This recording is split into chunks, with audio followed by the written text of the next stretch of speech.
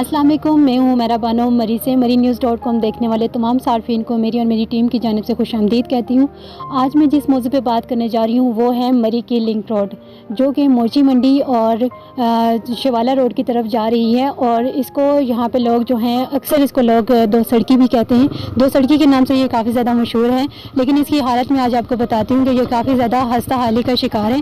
ये आप देख सकते हैं कि रोड की क्या हालत है और यहाँ पे कितनी ज़्यादा ये रोड टूट फूट का शिकार है।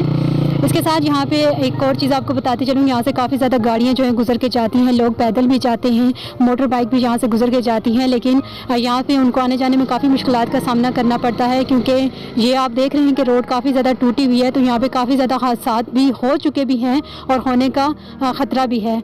ये यहाँ पर आपको मैं एक और बात बताते चलूँ कि महकमा हाईवे के एडवाइज़र याज़ अब्बासी ने बड़ी कोशिशों के बाद लतासब सदी साहब और सदाकत अली अब्बासी के से ये ग्रांट जो है मंजूर करवाई है 50 लाख रुपए की।